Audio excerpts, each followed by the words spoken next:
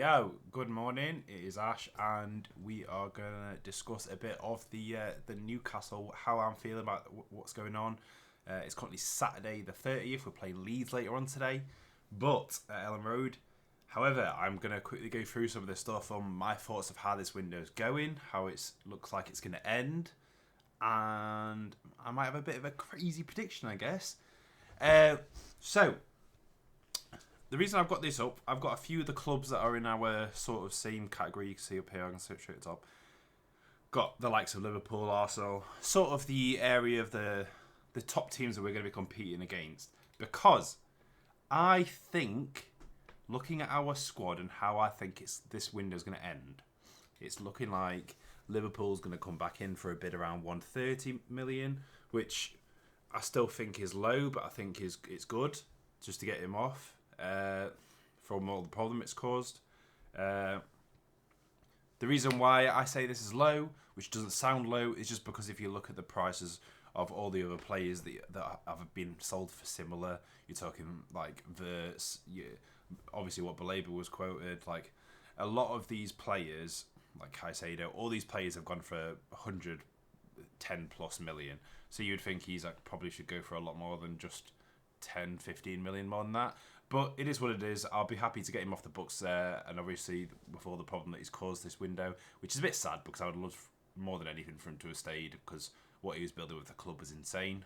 But, so, this is how our transfer window's gone so far. So, you might see, this is obviously in euros. I don't know how the hell you should change up in this transfer market to pounds. No idea. Either way, basically, if he goes for 130 million, this is going to bring it...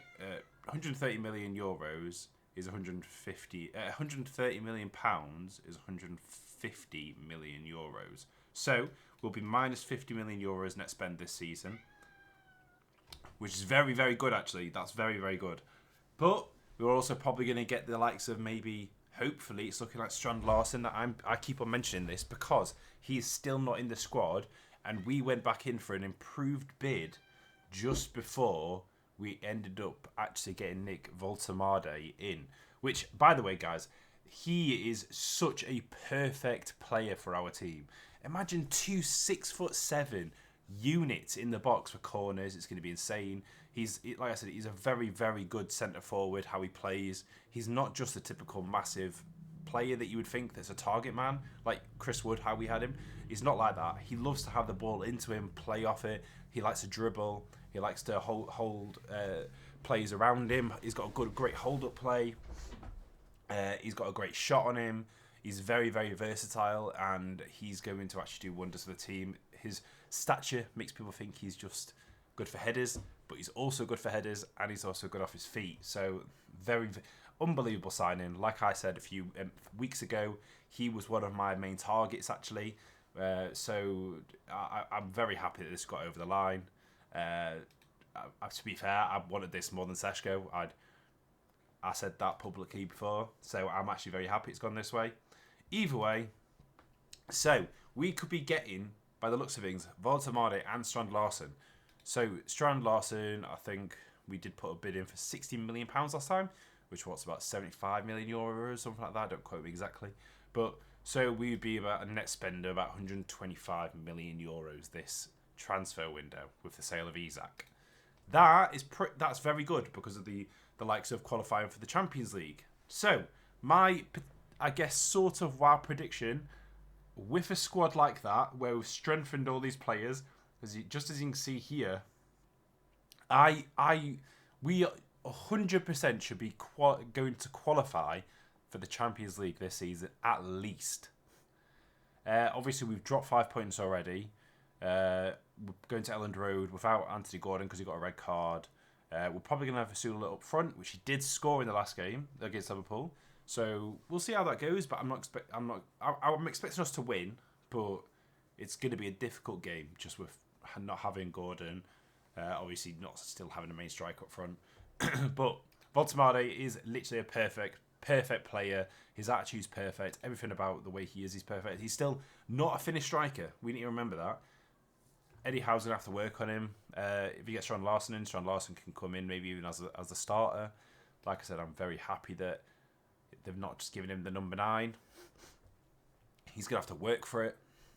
So we'll see. So Strand Larson and Voltamade interchange throughout the year, and then obviously we're gonna have the Champions League, which that we're gonna need another player for. So that's very good. And then I'll just quickly go through this. Obviously the window's not closed. Man United. This looks weird, but Man United are probably going to have 2 sales off here. Anthony had a very interesting one. I think he actually denied a move to Napoli, is it? I think because something to do with the wage structure. That's disgusting. Rasmus Højlund, again, someone going in. But this isn't actually that as bad as what it looks. It's probably one of the worst, just because they haven't actually got any big fees for players. But it's not like billions and billions spent. This window has been insane for prices. Also, it's in euros, like I said, so it's higher than what it looks. Villa's done nothing this season. I think next season they're going to go absolutely wild and be pushing for Champions League for the next season. I don't really understand why they've done nothing this season, but it is what it is. I think they're probably going to end up hoping to qualify for Europa, or they'll just finish just outside of European football to then push for Champions League the season, the next season. So you've got stuff like here, Tottenham Hotspur, again similar sort of position as what we are in to do with the prices. Obviously, there you go. They just signed Xavi Simons, very good player. Obviously, Chelsea wanted him, but somehow Spurs has got him over him. Don't know how. It's a bit of a crazy one, that. But yeah, so Spurs has got a similar net as what we're going to have. So good to see. Sort of the players that teams are going to be higher than. Obviously, Spurs has got Champions League football, and they're probably going to be pushing. They've had a good start to the season. Kudus is looking very good. Chelsea, again, what I think it's come out this morning that they've got an absolutely unbelievable potential deal for Nicholas Jackson to Bayern Munich with like a potential option to buy or something like that for like £80 million.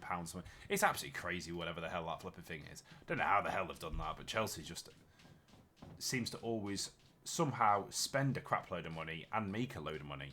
Don't get it. Fair play. I got to hold up my hands because Chelsea's just like, look at that.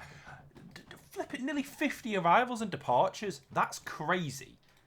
Like, just that itself, just there, that's 600 million euros plus the Nicholas Jackson, which could potentially be like say next season or the money in next season of an extra like 100 million. Like, I don't know. That's just unbelievable. Like previous seasons, that's the price of the entire window. And we have Man City here. Obviously, we've got Reinders, very good in. But yeah, Man City's gone a bit under the radar. I think they're going to be a dark horse for challenging for the title this season. I think they're actually going to push Liverpool. I think it's going to be between Liverpool and Man City. I think Arsenal's going to fall a little bit below that. Chelsea, I'll see how they do, but I think they could be in the running as well. I think it's going to be 5 teams: us, Chelsea, Man United. Not Man United, Man City. God, don't start that. Arsenal, Liverpool. It's going to be the same 5 positions as last season, but challenging because I think we've been undersold by a lot of teams, a lot of fans. They've just seen this massive shadow of Isak over the window and just kind of forgot how we've been over the last 3 seasons and how we've been going. And all we've done is just strengthen, especially if we get the likes of Strand Larson in and sell Isak. It's going to be a very, very good window. And then we have Arsenal here. Again, massive expenditure. So it's going to be interesting to see how they go, because obviously they've got the likes of Eze. With this window, they should be challenging for first. And if they don't get it, I think Mikel Arteta could be in trouble because he keeps on not being able to get first, and that's obviously, if you think about that, that's not bad. Like the fact that you're pushing the title winners the whole way, like what Liverpool did with Man City. But there's a point where, as Arsenal fans, you just want to win instead of just challenging. And Arteta is clearly a very much a league manager because he does very, very well in the leagues. But if he gets second and manages to win, like say Champions League, it's a different story. I think everyone will be happy with if that happened at Arsenal.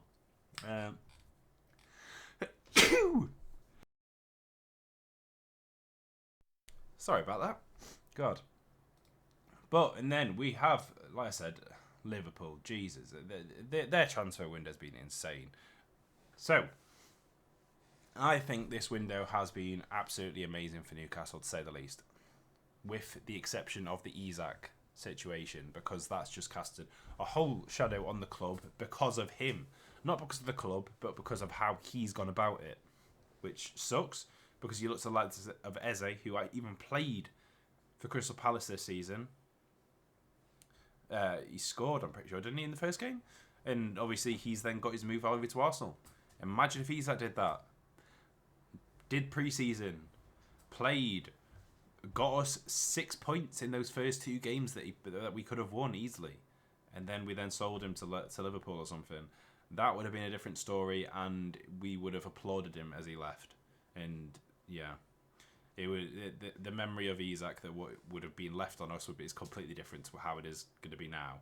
Either way, I'm going to be very happy when this transfer window ends because Voltemade is very good. If we get Strand Larsen in, that means Isak's 100% going. Or another player. I hope we don't get Wissa because Wissa's obviously done similar sort of situation as what Isak. Granted, it's not the same. But I'll be very happy if we get Strand Larsen, sell Isak, and then all the fans that said, oh, well, Isak, Newcastle fans are massive hypocrites because Wissa's doing the same thing. Now we don't have to say anything about that because we don't have either of those players. So that'll be very good. And yeah, I don't know what situation that'll leave Wissa in. Because obviously Wolves last night bought the Genk striker for, I think it's like Tulu Aracadale? I can't flip it, say his name. Tulu Crocodile. Him. The Genk striker for, it was like 27 million euros or something like that, £1 million. I can't remember what it was.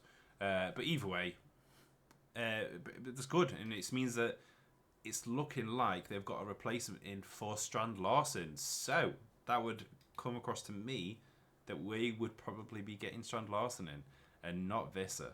So good window, good end, and hopefully we get a win at Elland Road today. I'll be watching it, and I'll probably be on some match reactions on the football terrace. I don't think they're doing one for the Newcastle game, so I might do one on here. But either way, guys, I hope you have a great rest of your Saturday and up the tune.